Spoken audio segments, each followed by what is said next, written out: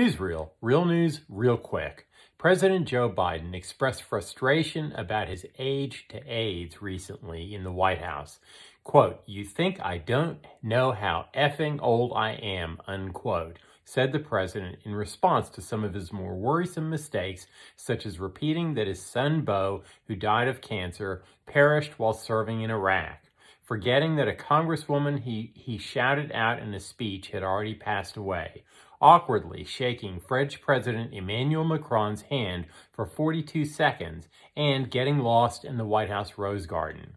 White House Press Secretary Karine Jean-Pierre declined to say whether President Joe Biden would return campaign contributions from federally indicted Sam Bankman-Fried, the founder of FTX, a major crypto exchange, who is accused of defrauding investors before his company filed for bankruptcy last month.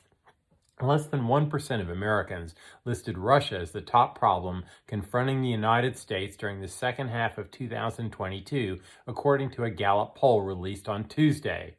The survey revealed that 19% of those rated government as the most important problem, followed by inflation 16% and the economy 12%. The federal deficit hit a record $249 billion for the month of November, with federal spending by the Biden administration hitting record highs in consecutive months while tax revenues dropped.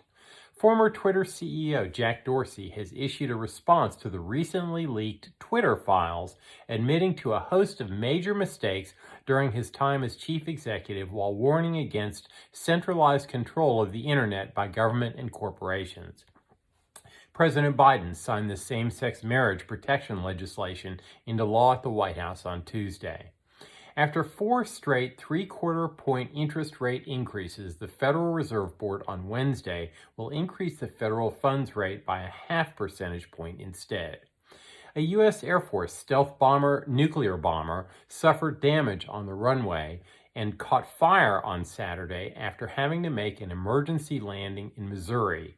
The B-2 Spirit touched down at Whiteman Air Force Base after experiencing an in-flight malfunction during routine operations.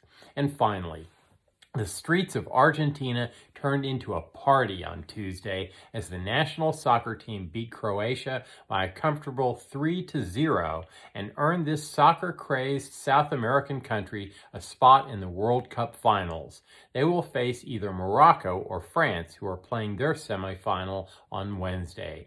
And that's the way the world is. See you next time.